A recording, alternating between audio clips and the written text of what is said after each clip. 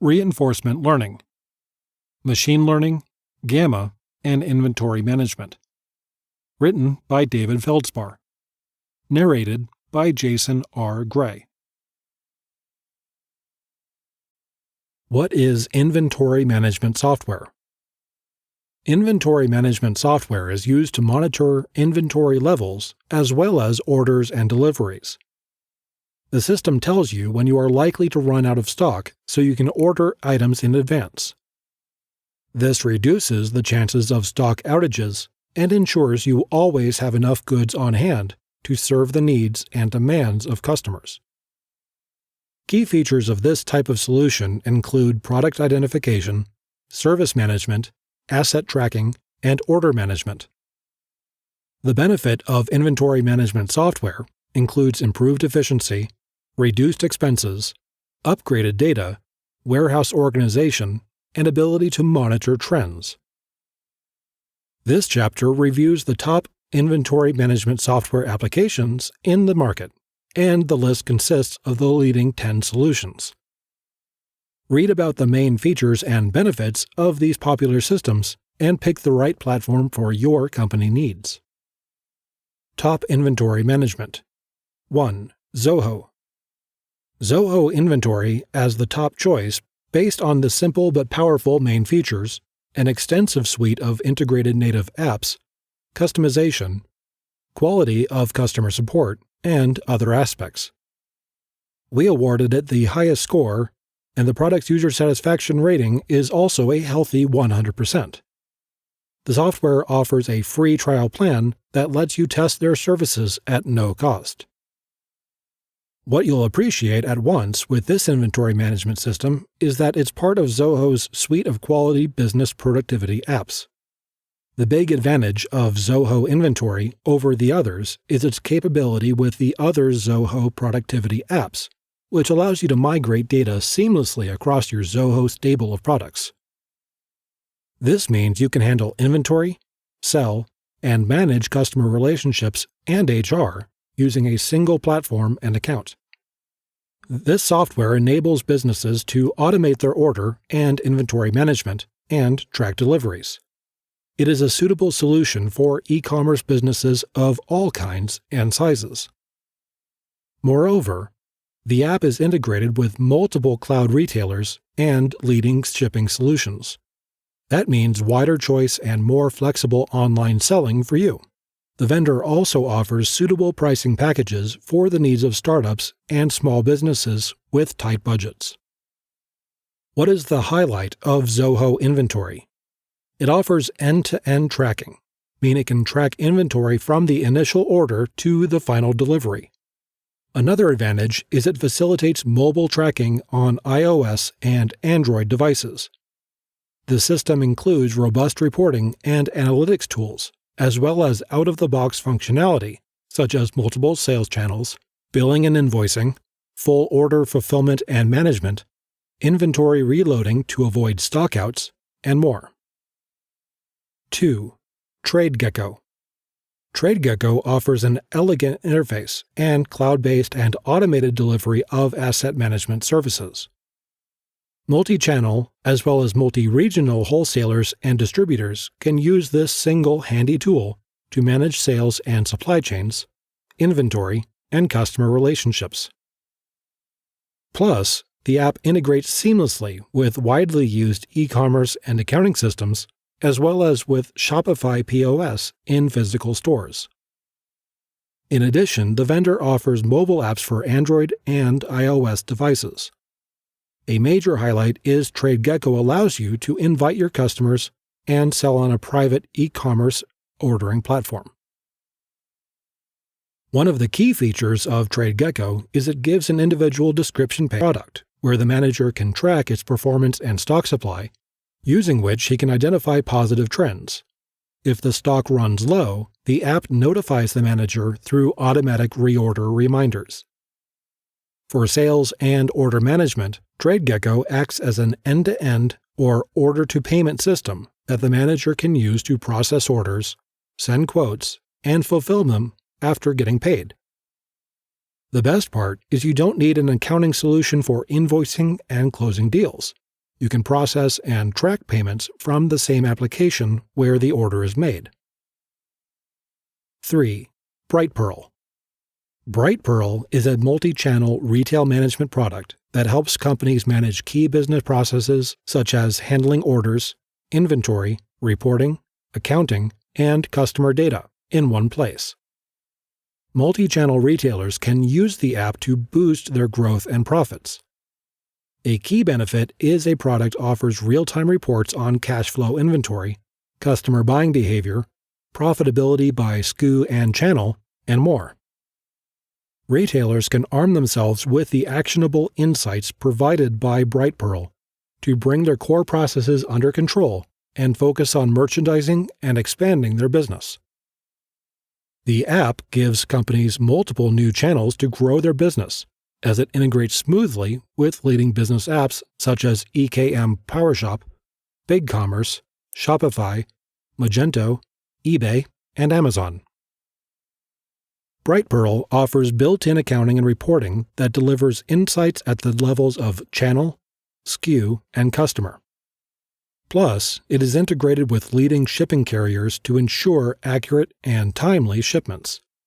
In short, BrightPearl gives you the channels, insights, and tools you need to grow your company's sales and profits. 4. SellerCloud. SellerCloud is an e-commerce software application that is designed for the needs of online retailers. It provides automation, simplification, and synchronization features that enable retailers to manage the challenge of their multi-channel sales operation. What makes SellerCloud stand out? As mentioned earlier, it offers robust tools to help retailers manage the full range of multi-channel selling. The system does all the necessary work, including inventory and warehouse management, order processing and shipping, accounting integration, and publishing lists to marketplaces. The best part is this simple solution simplifies complicated e-commerce processes, enabling companies to better control and manage their online sales operation. Key features include accounting, reports, shipping, orders, purchasing, and single-entry catalog. 5. Financial Force ERP. Financial Force ERP is designed for the needs of mid-market enterprises. Companies usually face confusion when they migrate from CRM to an ERP tool, but this app makes that transition smooth. When it comes to customer service, a company's management usually doesn't realize the needs and demands of their customers. This causes confusion, and customers also face issues as they get bounced between business units in their search for a resolution to their issues. Financial Force ERP eliminates all this confusion, as it offers companies a unified ERP app built on the Salesforce platform that gets rid of boundaries between business units. Financial Force ERP links products, partners, employees, and customers in a single solution, providing users with a good overview of the whole customer journey. Users who subscribe to both Salesforce CRM and Financial Force ERP can benefit from cross-departmental collaboration, workflow, analytics, and reporting capabilities. 6. Stitch Labs.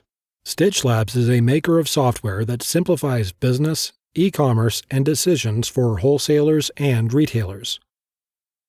This intuitive app streamlines orders, inventory, and data across multiple channels. On top of that, there are powerful integrations with leading commerce systems such as eBay, Amazon, ShipStation, QuickBooks, Xero, and others. How does Stitch Labs integration with Shopify work?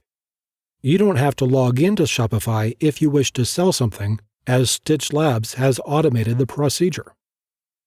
Start by selling on your Shopify store. Immediately, Stitch updates the inventory data in Shopify as well as the other sales channels you specify. This ensures you never run out of stock.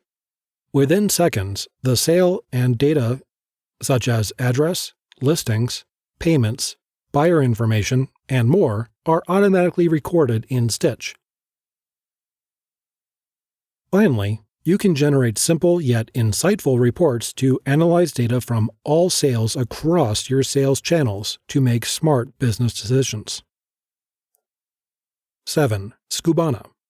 Skubana provides efficient and effective services to help e-commerce websites speed up their sales.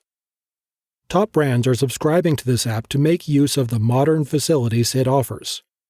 It is an intuitive and smartly designed solution that offers all that you need in a single platform. It is difficult to manage an e-commerce store, but with Skubana, you can save a lot of time while boosting your company's productivity. Plus, you can make smarter decisions based on the actionable insights the app offers. The vendor believes that it is essential for a business to get at least 1,000 orders per month. To facilitate this, the software offers numerous attractive and useful features. These features include multi-channel inventory, automated workflow, inventory monitoring, order tracking, revenue tracking, gross margins, and unit margins reporting. You can get started by visiting the product website and viewing demos on ordering, shipping setup, warehouse setup, and more. 8. Ordoro. Ordoro provides a robust suite for smart shipping with built-in inventory management functionality. The app is thoughtfully designed and user-centric, and helps merchants efficiently process and ship the orders placed on their online store. It automates and error-proofs key processes such as inventory management and shipping. What is the best part of Ordoro? A definite highlight is the affordable pricing for which you can get a host of features that improve the whole e-commerce experience. On top of that, the app's robust API enables it to be integrated smoothly with leading online sales channels. Plus, it has partnerships with leading carriers to enable companies to ship products efficiently. Key features include built-in kitting, unified inventory, flexible label printing, affordable shipping rates, and comprehensive shipping options. 9. Traceit. Traceit is an enterprise-grade fixed asset management solution loaded with tools and capabilities for smooth and easy asset tracking, management, and compliance. The software gives companies and organizations total control and visibility over their fixed assets, including properties, plants, equipment, and more. With Traceit, companies and organizations improve the use and management of their assets. The software lets you allocate your fixed assets, prolong service life, and maximize their efficiency while keeping them in good shape with effective maintenance scheduling. This results in absolute maximization of your fixed assets, lowered operational and maintenance cost, and enhanced revenue generation and growth. Traceit is used by thousands of companies and across various industries. The software is implemented by hospitals, retail stores, manufacturers, schools, government agencies, and more. 10. Keeper POS. Keeper POS is a product catalog tracking software that assists businesses in optimizing their operations in real time. The application aids commercial entities in identifying which products are selling and which ones are not, so they could identify the right quantity for stocking.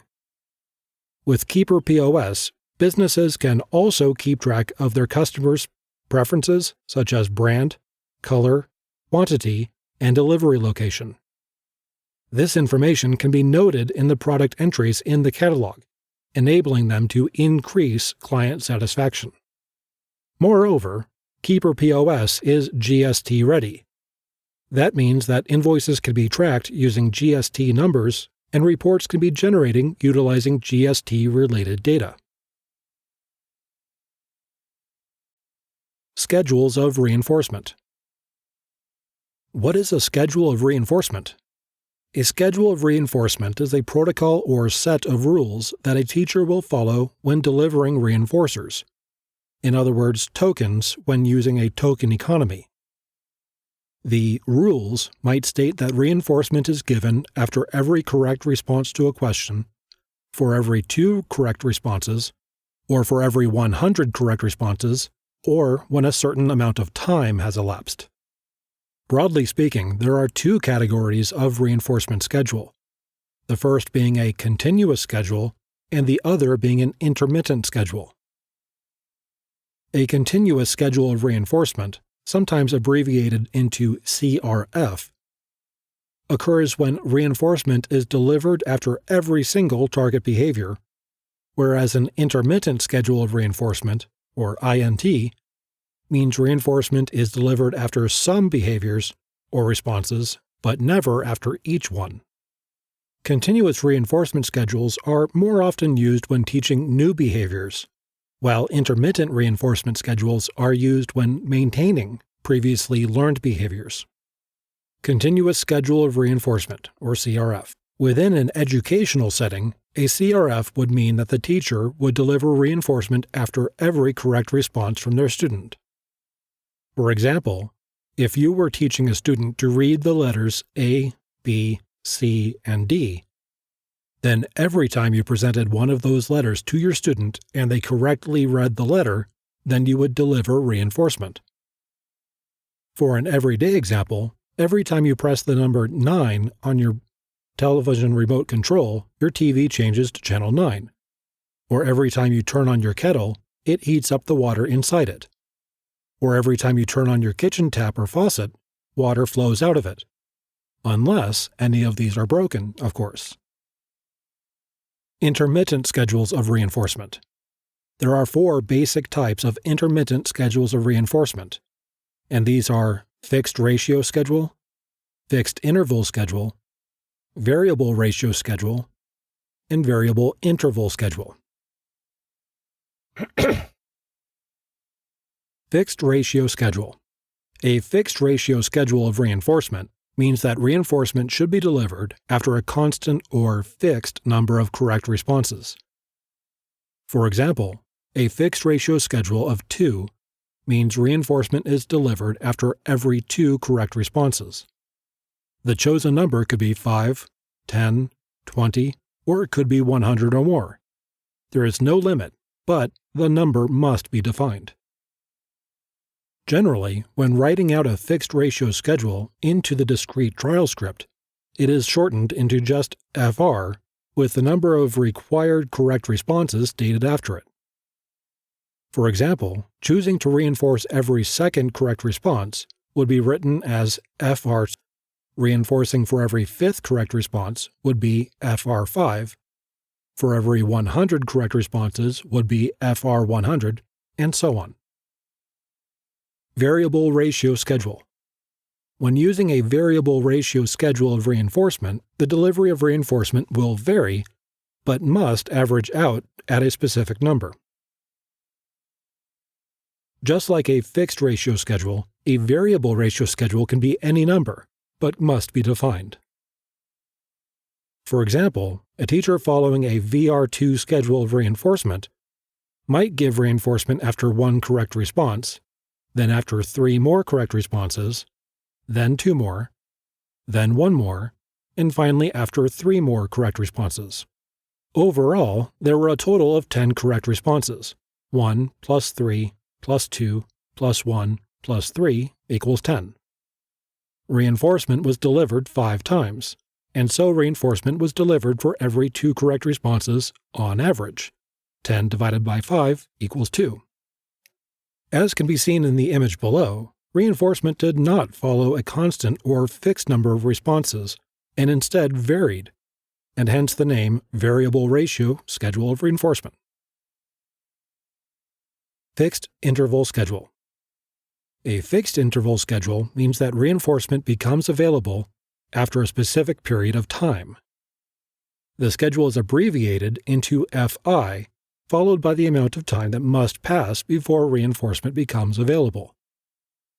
For example, an FI2 would mean that reinforcement becomes available after 2 minutes has passed.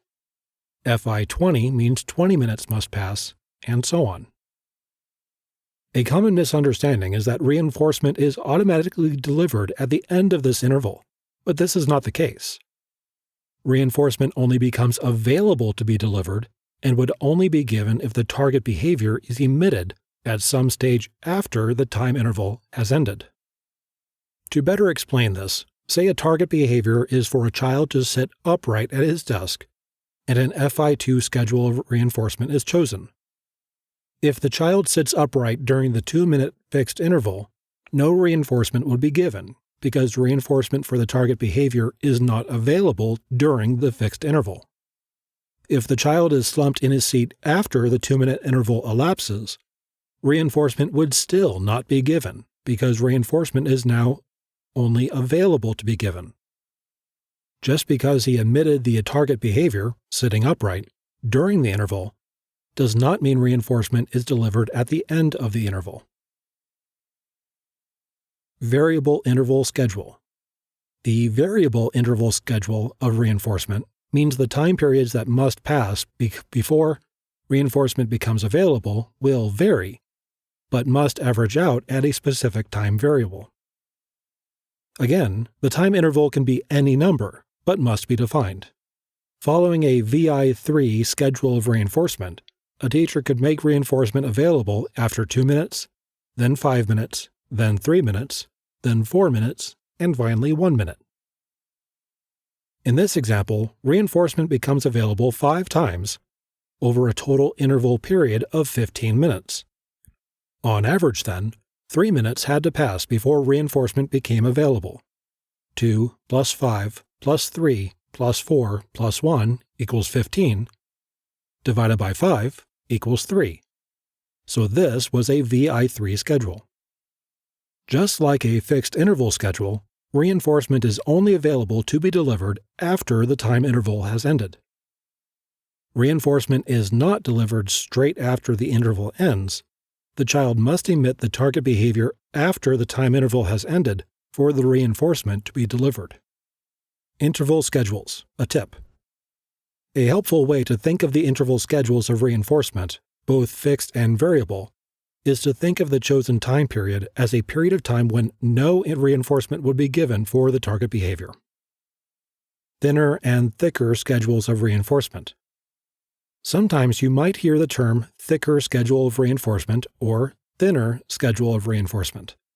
These terms are used to describe a change that may be made to a schedule of reinforcement already being used. For example, if a teaching program was using an FR10 schedule, reinforcement delivered after every 10 correct responses, then a thinner schedule would mean increasing the number of correct responses needed in reinforcement. So the amount of reinforcement is reduced or thinned. Think of thinner in terms of less reinforcement. So for example, a thinner schedule than an FR10 schedule might be an FR15 schedule. So the child would now have to get 15 correct responses before earning reinforcement. A thicker schedule would mean decreasing the number of correct responses needed to earn reinforcement, so the amount of reinforcement is increased. Think of thicker in terms of more reinforcement. So a thicker schedule than an FR10 might be an FR5 schedule. So the child would now only have to get 5 correct responses before earning reinforcement.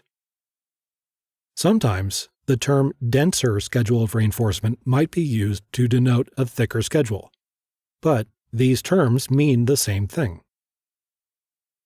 Combining schedules of reinforcement. A teacher is working through a spelling program with a child and is using a token economy as positive reinforcement on an FR2 schedule of reinforcement. 1 token, or reinforcement, is being delivered for every second correct spelling. So, for the first trial, the teacher says, "Spell apple." The child correctly spells the word, and the teacher does not give a token. But what does the teacher do? How does the child know if he's right or wrong? To combat this, combinations of reinforcement schedules may be used where verbal praise is on a continuous or an FR1 schedule of reinforcement, while the token economy is on the FR2 schedule. So for every correct spelling, the teacher would say something like, "Great job," or "Brilliant," or "You're right." and then every second correct spelling is reinforced with a token as well as verbal praise. In these cases, you would likely see FR1 praise, FR2 token written out in the discrete trial script to specify which schedules of reinforcement are being used. So what does a delivery manager do? Quite simply, a delivery manager is responsible for the delivery of projects and products, particularly using agile methods. They need to work closely with the product manager and the rest of the team to define the vision, keep everyone on the right track, and ensure common priorities, feeding this into the prioritization of work, ensuring that all products are built to an appropriate level of quality for the stage: alpha, beta, and then production. In many ways, the role of delivery manager can be seen as an evolution of the traditional role of product manager. The delivery manager is primarily there to serve the needs of the team and lead them in the right direction, to shield the team from anything they shouldn't have to worry about and which could impact on delivery. A good example of this might be removing blockers or obstacles to progress, negotiating with stakeholders, refocusing senior leadership, or addressing procurement issues, for example. Like troubleshooting, a good delivery manager should also be able to spot warning signs to foresee and remove blockers before they become problematic. Often, this means providing constructive challenges to senior management on issues. If you've got good communication skills, delivery manager might be the kind of role for you as well. It's important to be visible to staff and stakeholders and to regularly undertake activities to engage and build trust with people involved in the area of work. Clarifying strategies and plans and communicating a clear sense of direction and purpose for self and team are the best things we can do to help these projects along. Delivery managers should actively participate in the agile delivery community, sharing and reapplying skills and knowledge, and bring in best practices across the organization and government. On a day-to-day basis, a delivery manager might lead collaborative and planning processes, prioritizing the work that needs to be done against the capacity and capability of the team.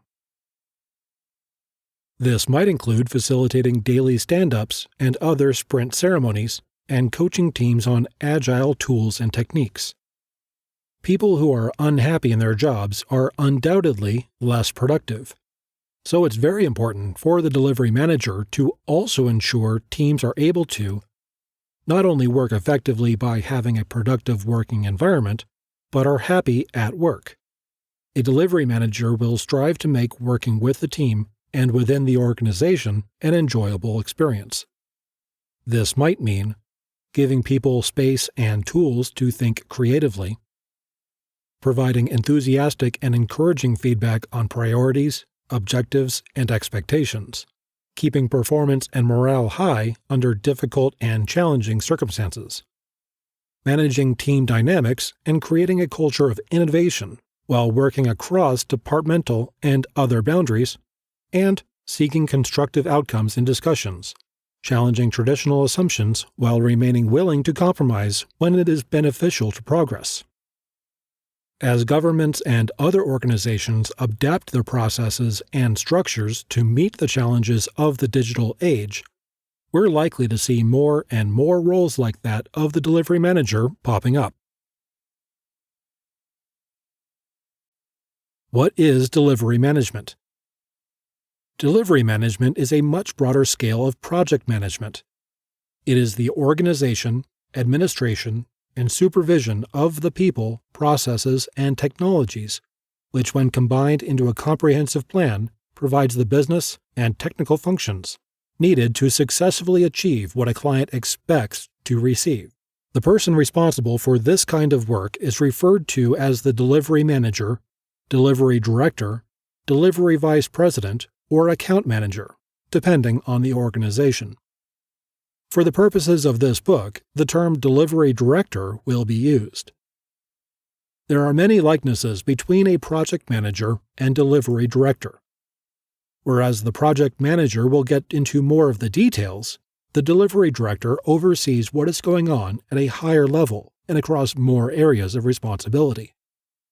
The delivery director is typically a more experienced individual that gets assigned to the larger, more visible projects.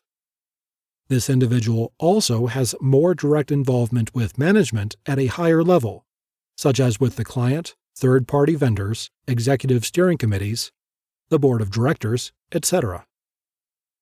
The delivery director anticipates the actions, thoughts, and directions of the client and manages the client without really knowing it. Let's begin by understanding what delivery is all about.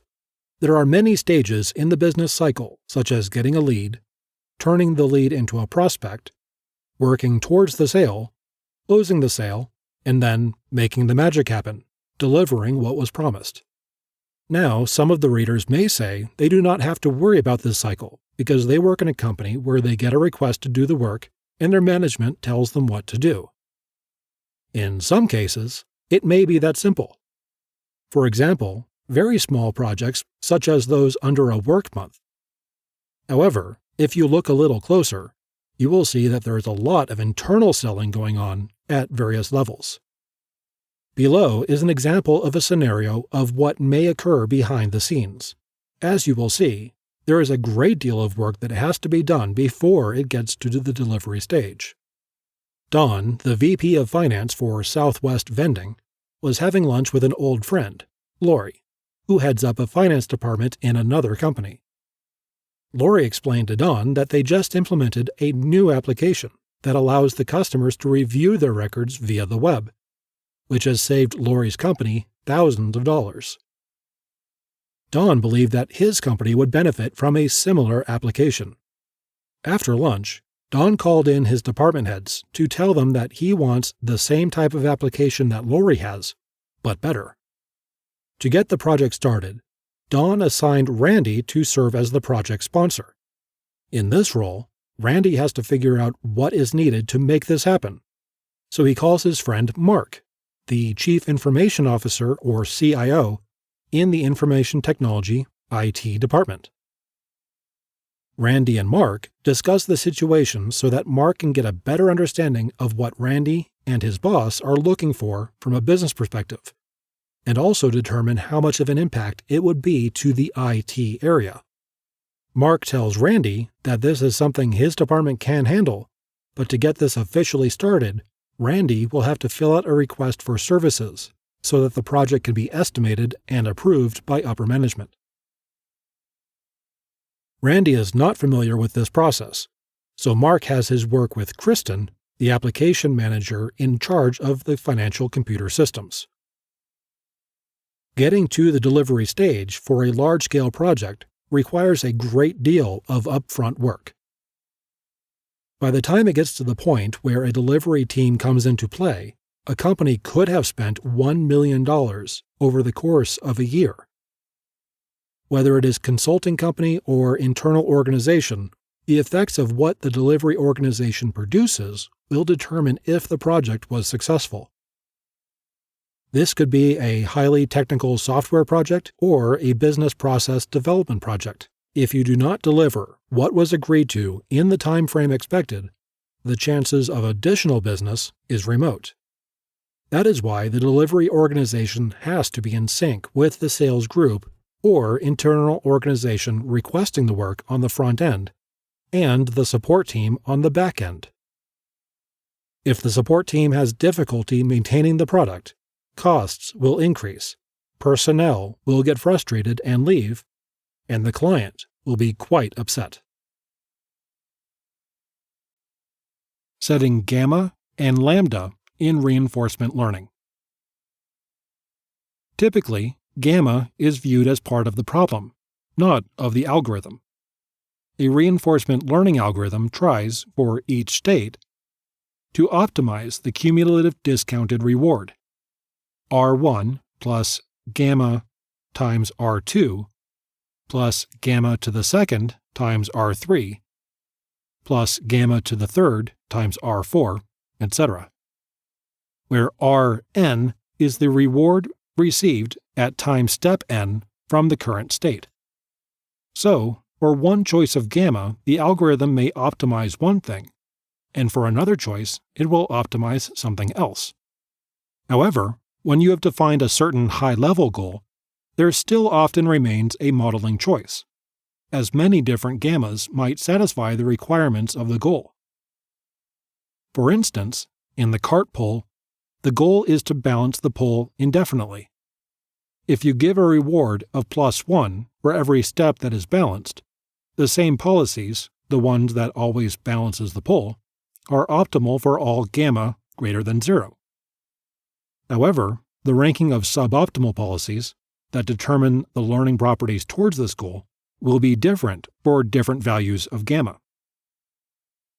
In general, most algorithms learn faster when they don't have to look too far in the future.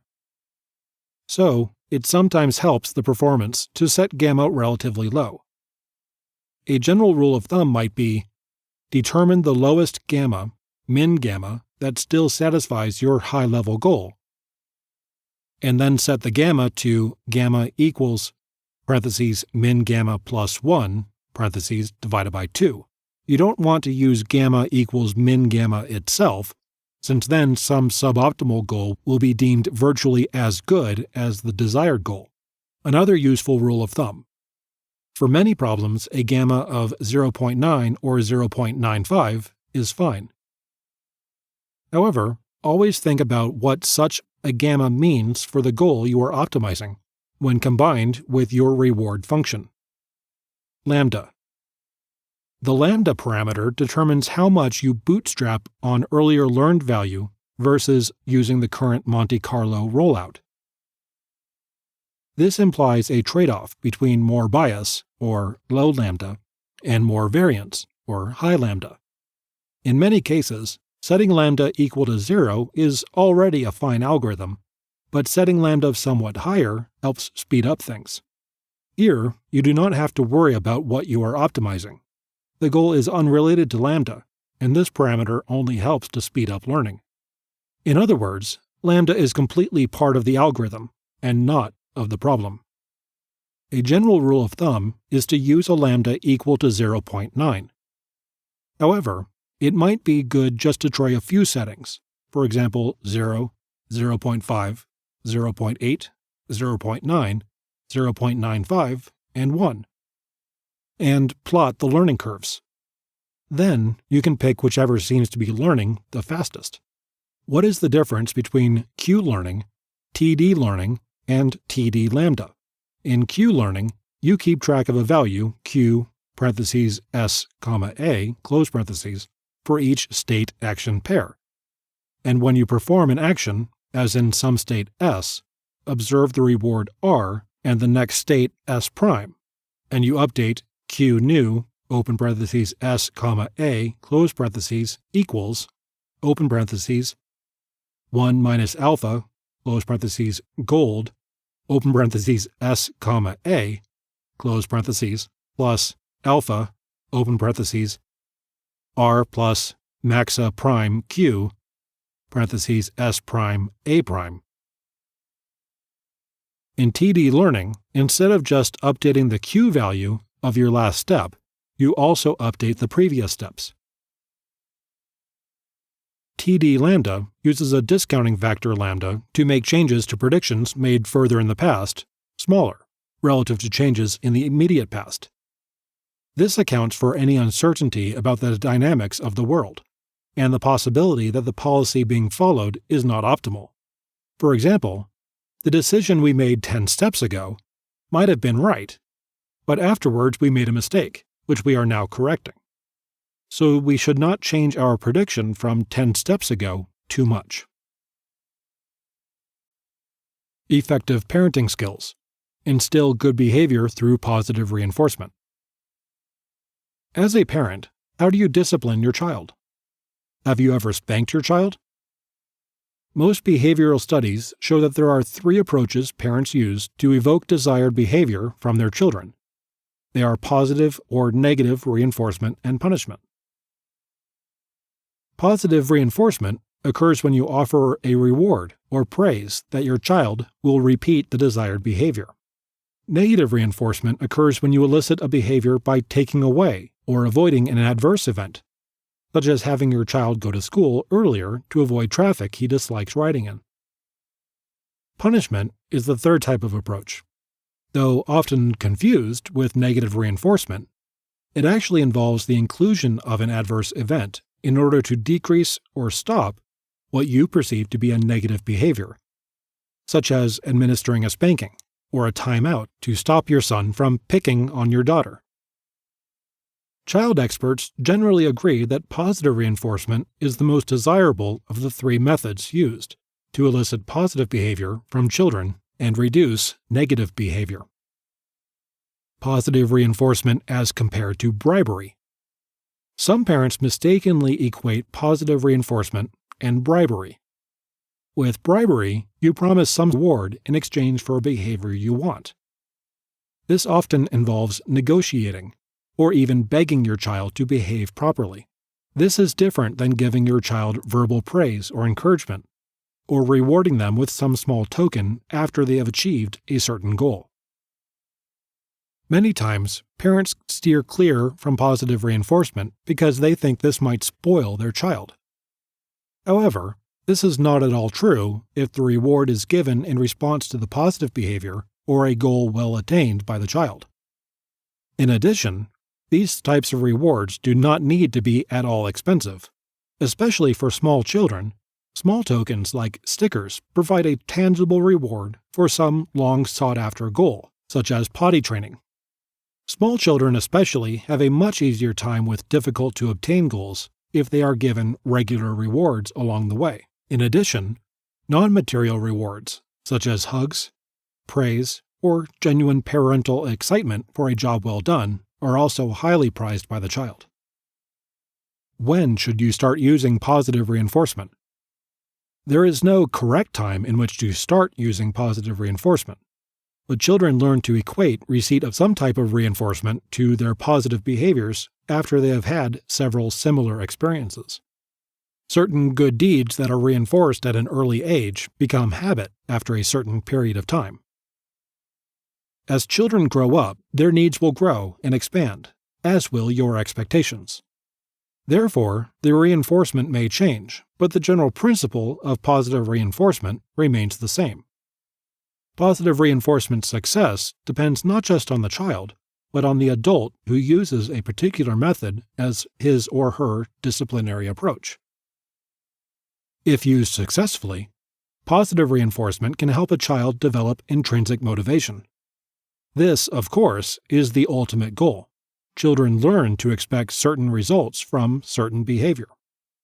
How do you best use positive reinforcement? The best way to use positive reinforcement is to do the following. First, select and define the behavior you want to strengthen. For instance, you can be clear about what you accept in your children's behavior at home. To best reinforce positive behavior, make sure that you clearly define what your children's progress should be, by specifically defining the behavior you want your children to repeat. Do not give abstract directives, such as behave yourself when you're eating. To provide clear, concise directions on how children should behave themselves, such as sit still on your chair with your napkin in your lap, do not fidget or play with your food, and when you are finished, ask to be excused before you leave the table. Second, choose which types of reinforcement you want to use. Reinforcements should be age-appropriate and should be something the child can understand and want. Since children have individual preferences, reinforcements should match children's individual characteristics. They should be age-appropriate enough that the child can actually earn them quite easily so as not to get discouraged. However, they should be difficult enough to earn that the child really does have to make an honest effort to behave in order to receive them. For example, stickers are very appropriate for preschool children, since they value these, while an extended weekend curfew is more appropriate to a teenager. Third, consistency is the key. Reinforcement should be provided without fail and with clear rules and expectations. Children should expect routine and should expect consequences for bad behavior as well as rewards for good behavior.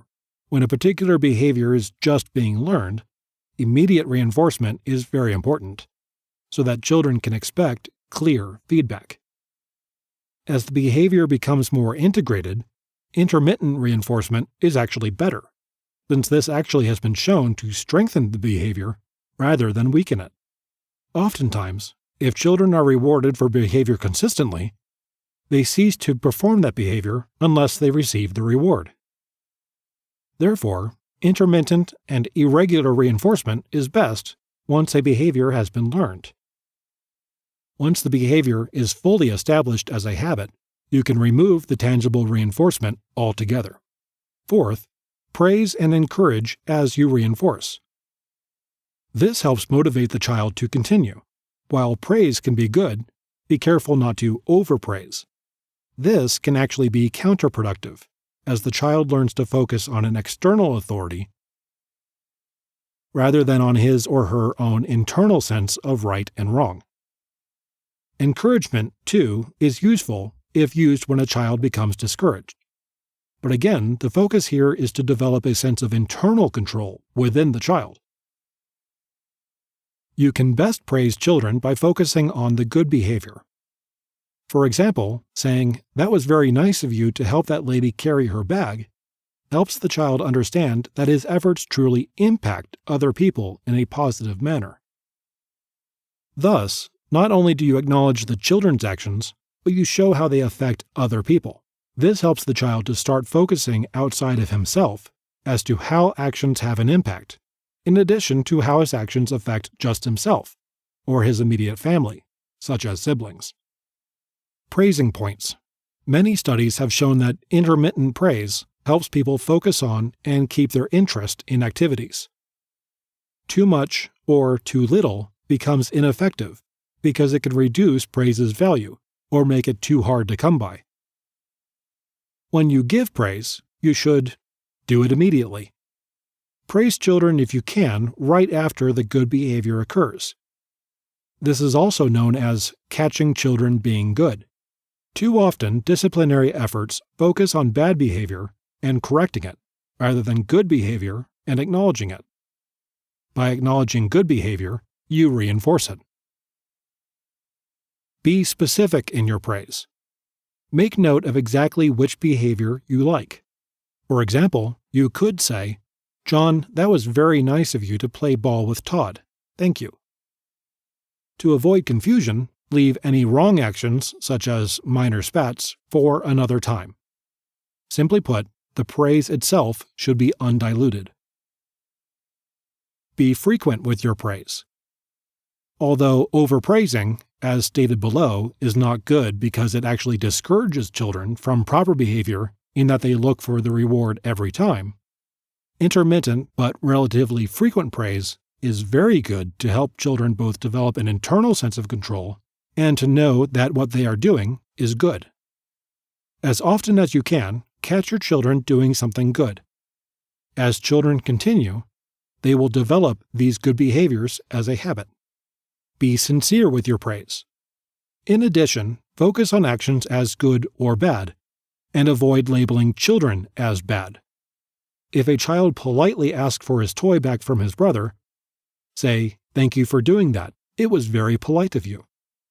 Vary your statements of praise. They should go with the situation in order to sound sincere.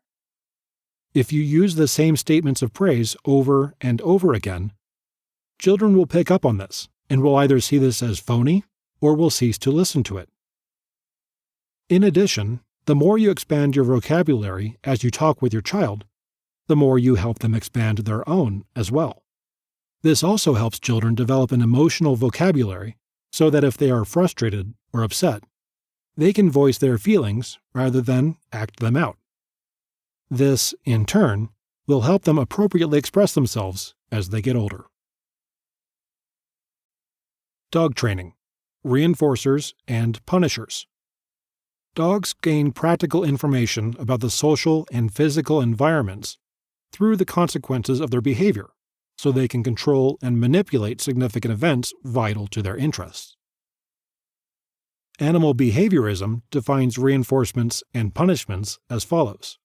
Reinforcement, R, increases the relative probability of the behavior it follows. Punishment, P, decreases the relative probability of the behavior it follows. So the dog decides what is reinforcement or punishment and what is not. We can only observe the dog and its gesture and behavior. It is also good to decide and know what kind of behavior you want before you start training, because reinforcement will affect the dog's behavior. For example, food is calming reinforcement to most dogs, but playing with toys is exciting. Reinforcers and punishers can be divided into positive and negative. Positive reinforcement, R positive, occurs when dog's behavior is strengthened by producing or prolonging some desirable consequence. Negative reinforcement, or R negative, occurs when the dog's behavior is strengthened by reducing or avoiding some undesirable consequence. Negative punishment, P negative, occurs when dog's behavior is weakened by omitting the presence of the reinforcing consequence. Positive punishment, P positive, occurs when the animal's behavior is weakened by presenting the previously escaped or avoided consequence. Positive punishment involves lots of risks and disadvantages. It is associated with the elicitation of various concomitant emotional states, especially frustration, anxiety, and fear. Punishment usually makes a dog fear something that is present in the training session. It's very likely that the dog's fear is directed to the owner because he or she is always present. Classical conditioning occurs. In dog training, using both positive reinforcement and positive punishment has lots of disadvantages. First of all, the power of rewards weakens. Secondly, withdrawal of reward, or negative punishment, isn't a good tool in dog training anymore. It is very powerful to tell the dog when it is doing something wrong by withdrawing reward. Punishment doesn't also tell the dog what. It's important to remember that severe punishment causes severe risks and disadvantages. Although we wouldn't think about the ethical side of punishment, there's still lots of good reasons not to use positive punishments. When we reinforce the dog's behavior, it becomes entrepreneurial. But using positive punishments in dog training could lead to the dog's passivity. It starts to avoid things that could lead to its punishment. And if punishment has been unpredictable or uncontrollable from the dog's perspective, the dog is never quite sure when punishment is going to come and never quite sure why it is administered, it can start to avoid all activity. In that case, dog's training is nearly impossible, or at least very slow, because we use a lot of time to get some action in the dog. Positive reinforcement satisfies some psychological and physiological need. For example, when the dog is hungry and it learns that sitting leads to food, after several positive experiences, sitting leading to food, the probability that the dog will sit on cue is increased. Through this simple lesson, the dog not only learns how to sit, but, more importantly, the dog learns that its action can control the environment. And that is an outcome that makes learning itself intrinsically rewarding. Reinforcement also exhibits many irregular and perhaps unanticipated characteristics. For example, while the opportunity to eat represents a very strong reinforcer for a hungry dog, the dog may also find just smelling the food reinforcing. When we look at reinforcers and punishers in dog training, it is good to remember that the provision of anything that the dog would rather be doing at any given moment may function as a reward. On the other hand, anything that the dog would rather not be doing at any given moment might be used as a punisher. During the training process, dogs form certain expectations and predictions about outcomes associated with their behavior. So if a dog receives a reward that is significantly smaller than expected, the outcome is perceived as punitive and disappointing, resulting in the trial rendering the response weaker. So I repeat myself. The dog decides what is reinforcement or punishment and what is not. Timing and repetition play a very important role in dog training. For a reinforcer to be effective, it must closely follow the target behavior, and optimally, the reinforcer should be presented immediately after the target behavior is emitted. The dog only learns if the consequences of its behavior follow relatively fast. Using only unconditioned reinforcers, for example food and toys, particularly teaching new things to the dog, reinforcing can be difficult. Clicker trainers use a clicker as a conditioned reinforcer, but it could be any kind of stimulus. A conditioned reinforcer is needed only when we want to reinforce very precisely, in a second or two, but teaching the dog long-lasting activities, for example to stay, it is not useful anymore. When using reinforcement in dog training, it is important to remember to schedule them right. During the early stages of training, a new behavior is enforced every time it occurs, and once a stable operant level is obtained, the dog's behavior is usually brought under control of an intermittent schedule of reinforcement. For example, when you are teaching your dog to follow, intermittent reinforcement makes the dog's behavior more resistant to extinction. The dog never knows when the reward is presented to it, and it maintains good performance through the whole exercise. Heuristic search. Heuristic search refers to a search strategy that attempts to optimize a problem by iteratively improving the solution based on a given heuristic function or a cost measure. A heuristic is not always guaranteed to find an optimal or the best solution, but may instead find a good or acceptable solution within a reasonable amount of time and memory space. Several commonly used heuristic search methods include hill climbing methods, the best first search, the A-star algorithm, simulated annealing, and genetic algorithms. A classic example of applying heuristic search is the traveling salesman problem. What is heuristic search? Heuristic search is an AI search technique that employs heuristics for its moves. A heuristic is a rule of thumb that probably leads to a solution. Heuristics play a major role in search strategies because of the exponential nature of most problems. Heuristics help to reduce the number of alternatives from an exponential number to a polynomial number. In artificial intelligence, the heuristic search has a general meaning and a more specialized technical meaning. In a general sense, the term heuristic is used for any advice that is often effective but is not guaranteed to work in every case. Within the heuristic search architecture, however, the term heuristic usually refers to the special case of a heuristic evaluation function. Heuristic search as a problem-solving tool is demonstrated in applications for puzzle solving, game playing, constraint satisfaction, and machine learning. While no previous familiarity with heuristic search is necessary, the reader should have a basic knowledge of algorithms, data structures, and calculus. Real-world case studies and chapter-ending exercises help to create a full and realized picture fits into the world of artificial intelligence and the one around us. Key features: provides real-world success stories and case studies for heuristic search algorithms.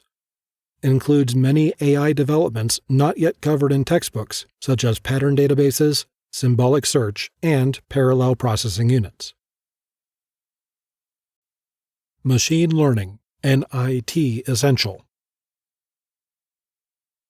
A machine learning business could very well be your best opportunity as an IT professional.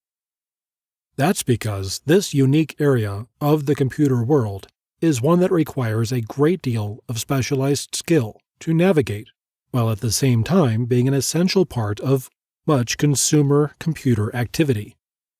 In other words, it's necessary, but there are only so many people who can do it.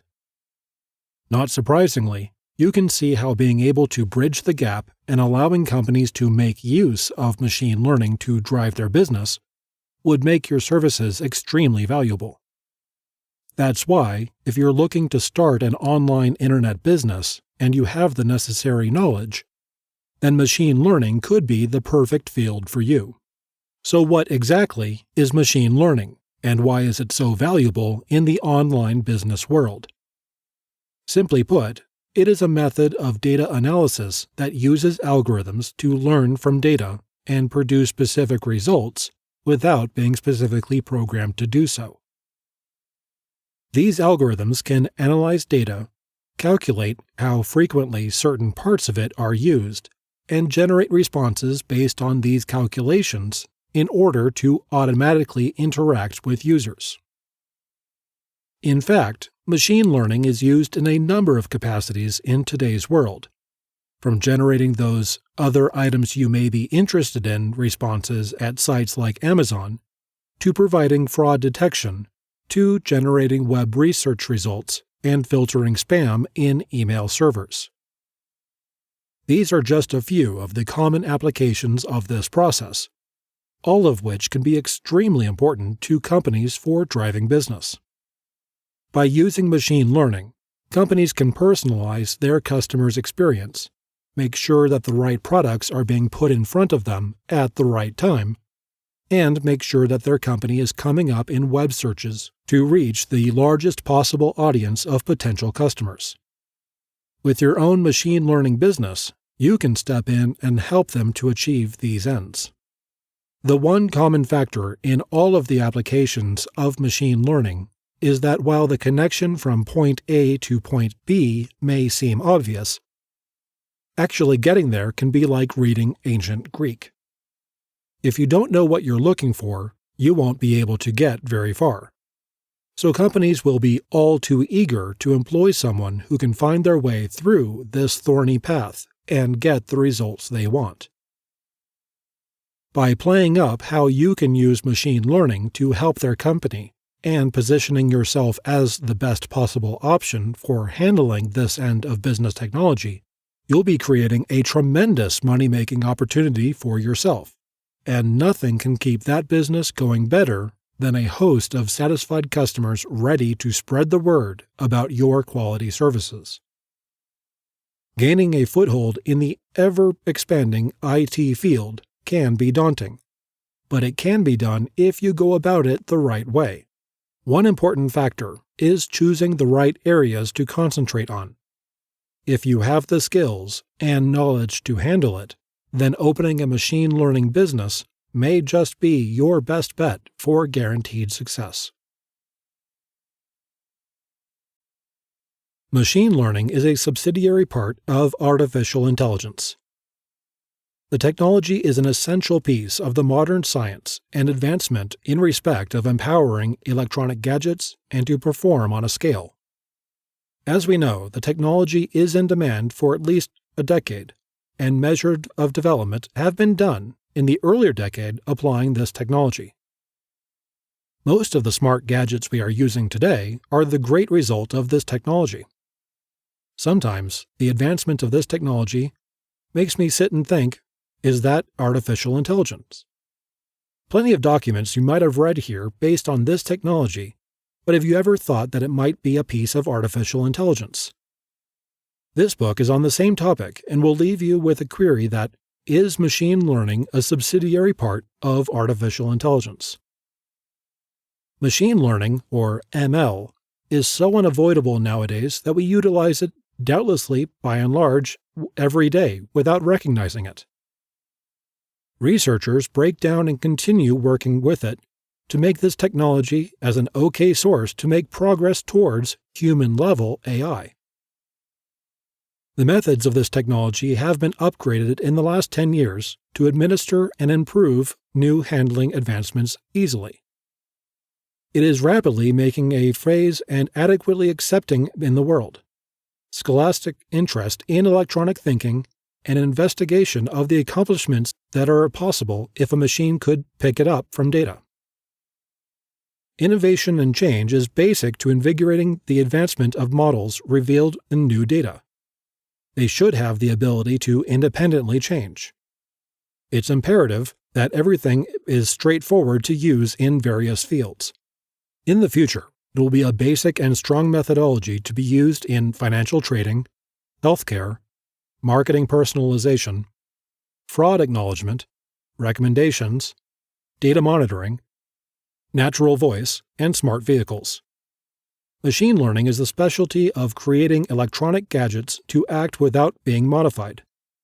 In the last decade, the technology has given us self-driving cars, helpful talking assistants, effective web design, and vastly improved appreciation of the human genome. In this book, you will get some answers concerning the best uses of this system, and get a shot at executing them and making them work for yourself. All the more fundamentally, you'll get some answers concerning the speculative underpinnings of machine learning, and in addition, get the rational know-how anticipated to be able to apply these strategies to new issues. Finally, you'll get some answers concerning some of the recommendation methodologies for machine learning and artificial intelligence. Machine learning, value for business.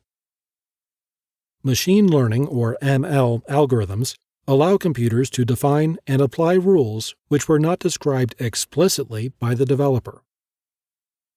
There are quite a lot of books devoted to machine learning algorithms. Here's an attempt to give a helicopter view description of how these algorithms are applied in different business areas. This list is not an exhaustive list, of course. The first point is that the ML algorithms can assist people by helping them to find patterns or dependencies which are not visible by a human. Numeric forecasting seems to be the most well-known area here. For a long time, computers were actively used for predicting the behavior of financial markets. Most models were developed before the 1980s, when financial markets got access to sufficient computing power.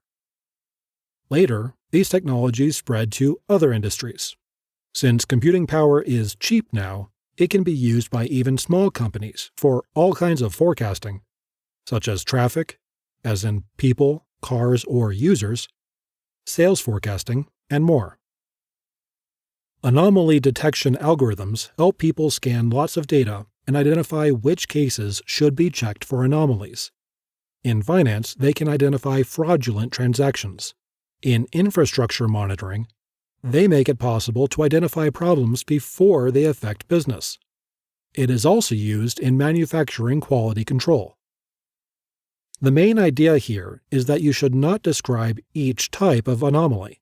You give a big list of different known cases, or a learning set, to the system, and the system uses it for anomaly identifying. Object clustering algorithms allow grouping big amounts of data using a wide range of meaningful criteria. A man can't operate efficiently with more than a few hundred objects with many parameters. The machine can do clustering much more efficiently. For example, for customers or lead qualification, production, customer support case classification, etc. Recommendations, preferences, and behavior prediction algorithms give us the opportunity to be more efficient interacting with customers or users by offering them exactly what they need, even if they have not thought about it before. Recommendation systems work really bad in most services now, but this sector will be improved rapidly very soon. The second point is that machine learning algorithms can replace people. The system makes an analysis of people's actions to build rules based on this information, in other words, learn from people, and apply these rules acting instead of people. First of all, this is not all of the types of standard decision-making. There are a lot of activities which require standard actions in standard situations. People make some standard decisions and escalate cases which are not standard. There are no reasons why machines can't do that. Document processing, cold calls, bookkeeping, first-line customer support, etc. And again, the main feature here is that ML does not require explicit rule definition. It learns from cases, which are already resolved by people doing their work, and it makes the learning process cheaper. Such systems will save a lot of money for business owners, but many people will lose their jobs. Machine learning. Machine learning is a new trending field these days, and is an application of artificial intelligence. It uses certain statistical algorithms to make computers work in a certain way without being explicitly programmed. The algorithms receive an input value and predict an output for this by the use of certain statistical methods. The main aim of machine learning is to create intelligent machines which can think and work like human beings. Requirements for creating good machine learning systems. So what is required for creating such intelligent systems? Following are the things required in creating such machine learning systems. Data. Input data is required for predicting the output. Algorithms. Machine learning is dependent on certain statistical algorithms to determine data patterns. Automation. It is the ability to make systems operate automatically. Iteration. The complete process is an iterative, or in other words, repetition of the process. Scalability. The capacity of the machine can be increased or decreased in size and scale. Modeling. The models are created according to the demand by the process of modeling. Methods of machine learning. The methods are classified into certain categories. These are supervised learning. In this method, input and output are provided to the computer along with feedback during the training. The accuracy of predictions by the computer during training is also analyzed. The main goal of this training is to make computers learn how to map input to the output. Unsupervised learning. In this case, no such training is provided, leaving computers to find the output on its own. Unsupervised learning is mostly applied to transactional data. It is used for more complex tasks. It uses another approach of iteration known as deep learning to arrive at some conclusions. Reinforcement learning. This type of learning uses three components, namely agent, environment, and action. An agent is the one that perceives its surroundings. An environment is the one from which the agent interacts and acts in that environment. The main goal of reinforcement learning is to find the best possible policy. How does machine learning work? Machine learning makes use of processes similar to that of data mining. The algorithms are described in terms of target function, f, that maps input variable x to an output variable y. This can be represented as y equals f open parentheses x close parentheses. There is also an error e, which is the independent of the input variable x. Thus, the more generalized form of the equation is y equals f open parentheses x close parentheses plus e. The common type of machine learning is to learn the mapping of x to y for predictions. This method is known as predictive modeling to make the most accurate predictions. There are various assumptions for this function. Applications of machine learning. Following are some of the applications: cognitive services, medical services, language processing, business management, image recognition, face detection, and video games. Benefits of machine learning. Everything is dependent on these systems. Find out what are the benefits of this. Decision-making is faster. It provides the best possible outcomes by prioritizing the routine decision-making processes. Adaptability. It provides the ability to adapt to new changing environments rapidly. The environment changes rapidly due to the fact that data is being constantly updated. Innovation. It uses advanced algorithms that improve the overall decision-making capacity. This helps in developing innovative business services and models. Insight. It helps in understanding unique data patterns and based on which specific actions can be taken. Business growth. With machine learning, overall business process and workflow will be faster, and hence this would contribute to the overall business growth and acceleration. The outcome will be good.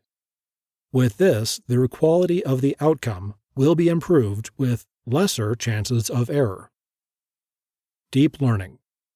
Deep learning is a part of the broader field machine learning and is based on data representation learning.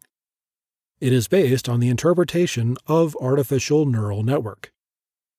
Deep learning algorithm uses many layers of processing. Each layer uses the output of the previous layer as an input to itself.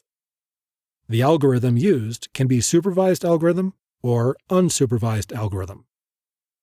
Deep neural network. Deep neural network is a type of artificial neural network with multiple layers which are hidden between the input layer and the output layer. This concept is known as feature hierarchy, and it tends to increase the complexity and abstraction of data. This gives the network the ability to handle very large, high-dimensional data sets having millions of parameters. Conclusion. In this book, we've seen that reinforcement learning is a general framework for training agents to exhibit very complex behavior. We looked at the constituents of reinforcement learning, including the value and policy functions, and built on them to reach deep reinforcement learning. Deep reinforcement learning holds the promise of a very generalized learning procedure with very little feedback. It is an exciting but also challenging area, which will certainly be an important part of the artificial intelligence landscape of tomorrow. Thanks again for buying my book. Please leave a review. I take reviews seriously and always look at them. This way, you are helping me provide you better content that you will love in the future. A review doesn't have to be long, just 1 or 2 sentences and the number of stars you find appropriate. Hopefully 5, of course. Also, if I think your review is useful, I will mark it as helpful. This will help you become more known on Amazon as a decent reviewer, and will ensure that more authors will contact you with free ebooks in the future. This is how we can help each other. You can look at these books too: Data Analytics, Data Mining, and Data Science for Business. Disclaimer: this information is provided as is. The author, publisher, and/or marketers of this information disclaim any loss or liability, either directly or indirectly as a consequence of applying this information presented herein, or in regards to the use and application of said information. No guarantee is given, either expressed or implied, in regard to the merchantability, accuracy of this information. The pages within this ebook have been copyrighted.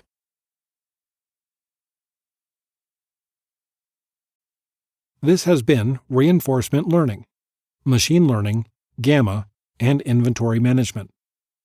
Written by David Feldspar. Narrated by Jason R. Gray. Copyright 2018 by David Feldspar. Production copyright 2018 by David Feldspar.